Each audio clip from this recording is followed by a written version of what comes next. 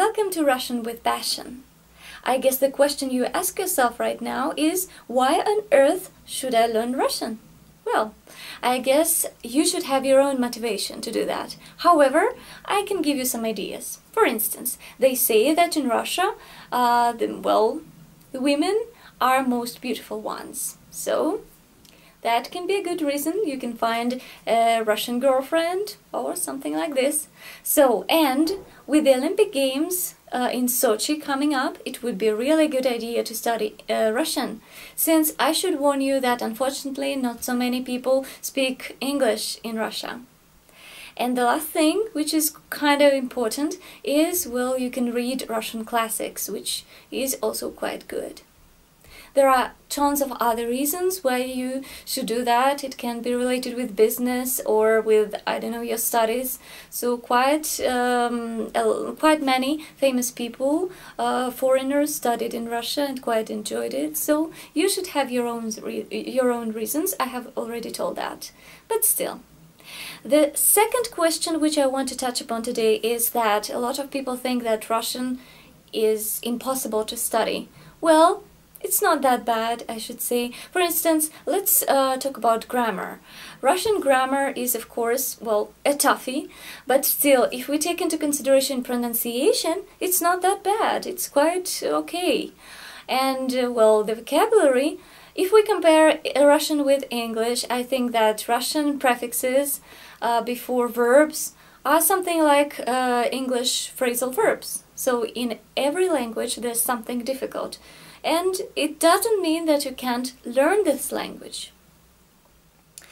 In addition to that, I should say that, well, Russian is considered to be quite a sexy language. Why? Well, don't you think that you can learn it? It would be really a nice idea.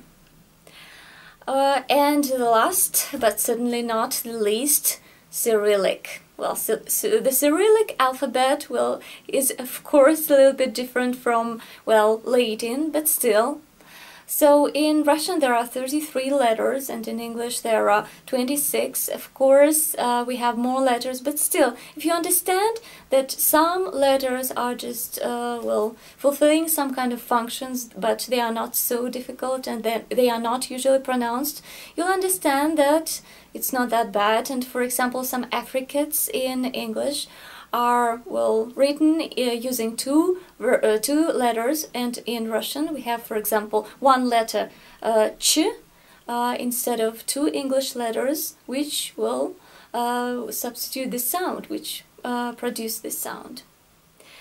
Well, during my next lesson I will tell you about Russian vowels, how they look like and how they are pronounced.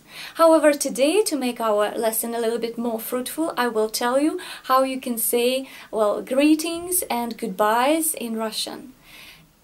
So now let's study greetings. If you want to sound formal, you can use the following phrases.